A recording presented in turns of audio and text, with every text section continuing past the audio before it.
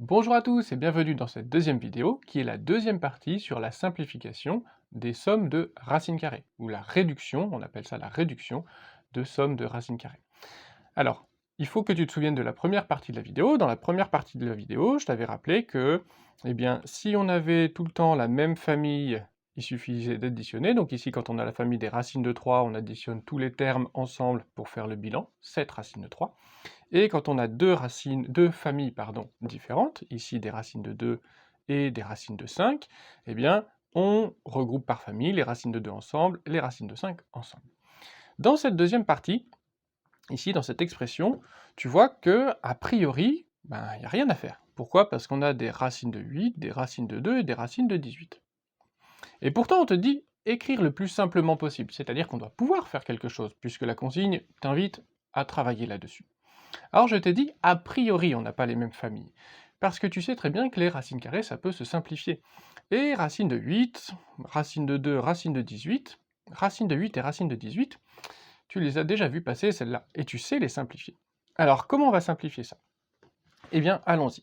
On va décomposer le radicande, c'est-à-dire la partie cachée sous la racine, pour faire apparaître des racines plus simples, et voir s'il n'y a pas quelque chose qui se cache. Et puis moi, ce racine de 2 là qui est déjà simplifié, il me donne un indice. À mon avis, on va trouver du racine de 2. Voyons voir. Donc, racine de 8, on peut décomposer en 3 racines de 4 fois 2.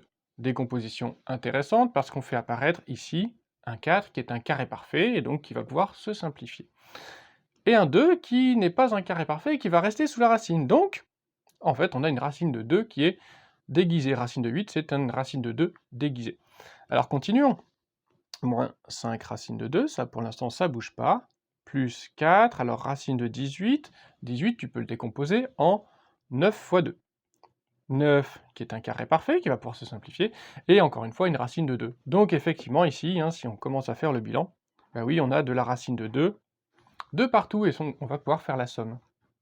Alors continuons, ça fait 3 fois racine de 4 fois racine de 2, on va mettre de la couleur, tiens. Hop, racine de 2, moins 5 racine de 2, plus 4 fois racine de 9 fois racine de 2. Ok, on poursuit notre simplification, donc je vais reprendre tout ça, hop, voilà. Le racine de 4 qui est ici, on va le remplacer par sa valeur, donc racine de 4, tu connais, ça fait 2. Le racine de 9 qui est ici, on le remplace aussi par sa valeur, alors racine de 9, c'est tout simplement 3. Ce qui nous donne en simplification 6 racine de 2, moins 5 racine de 2, et enfin, plus 3 fois 4, 12 racine de 2. Et là, on a quasiment terminé le travail, puisqu'on a des racines de 2, moins des racines de 2, plus des racines de 2. Il n'y a plus qu'à faire le bilan.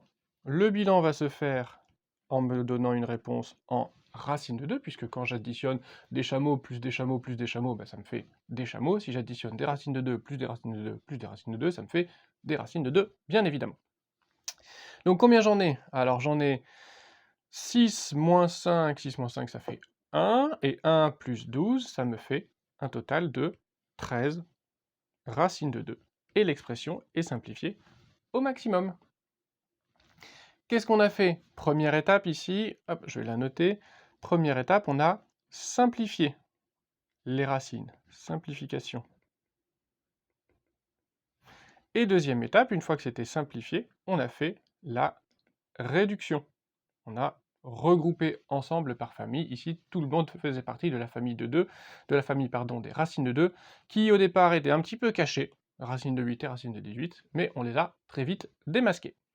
Allez, un deuxième exemple pour voir si tu as bien compris. Donc dans ce deuxième exemple, on a 4 racines de 27, hop, pardon, si j'efface, ça va pas aller. Donc 4 racines carrées de 27, moins racine carrée de 24, moins 5 racines carrées de 12. Donc a priori, racine carrée de 27, de 24 et de 12, on trouve que c'est pas trop la même famille, mais maintenant on connaît l'astuce, on va aller simplifier ça.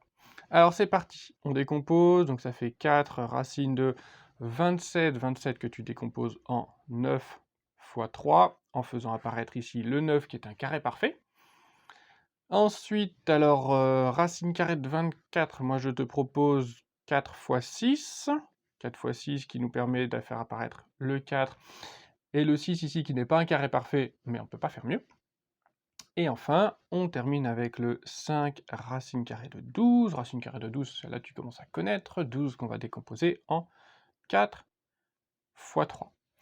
Alors, continuons la simplification avant de faire un petit bilan. Donc, 4 fois racine carrée de 9 fois racine carrée de 3. J'ai utilisé la règle de casser la racine carrée sur un produit. Ça, tu le connais. Ensuite, moins racine carrée de 4 fois racine carrée de 6, moins 5 racine carrée de 4 fois racine carrée de 3. On reprend toute cette expression, hop, voilà, on calcule les valeurs qu'on peut calculer, donc racine carrée de 9, ça fait 3. Racine carrée de 4, ici, ça fait 2. Et enfin, racine carrée de 4 ici, ça fait 2 aussi. Moins, hop, pardon, il y a un petit truc qui traîne, voilà, ça fait 2. Ok, alors on a presque terminé. Ici, par contre, si tu regardes, si on fait un petit peu le bilan dans cette expression-là, on n'a pas encore fini complètement la simplification, mais on observe déjà qu'on a deux familles qui sont présentes. On a des racines de 3 ici et là, et on a des racines de 6. Alors, racine de 6, ben, ça se simplifie pas, hein. Racine carrée de 6, 6, ça se décompose en 2 fois 3, il n'y a pas de carré parfait là-dessous. Donc, la racine carrée de 6, c'est une famille à part entière. C'est pas regroupable dans la famille des racines carrées de 3. Donc on va terminer dans cette expression avec deux familles, comme on l'avait déjà fait dans un exemple précédent, hein. Tout là-haut, là-haut, là-haut, hop, ici on avait deux familles, et bien là c'est pareil, on aura deux familles. Alors terminons notre simplification. Donc ça fait 4 fois 3, 12 racine carrée de 3, moins 2 racine carrée de 6, et enfin, moins 10 racine carrée de 3. Hop.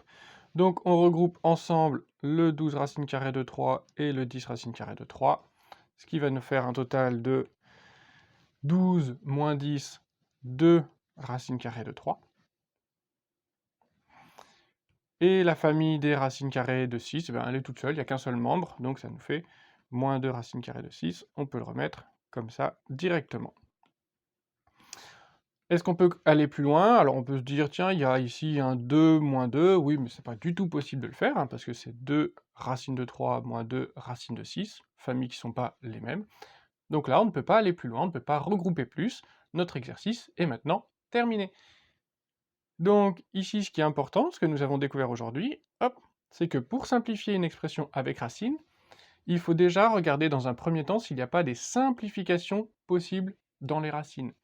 On simplifie pour faire apparaître la racine, la famille de racines la plus petite possible.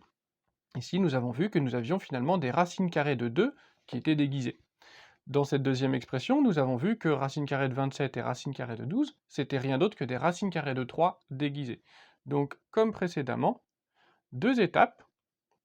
Première étape de simplification, deuxième étape de réduction. Maintenant, à toi de t'entraîner, à toi de jouer!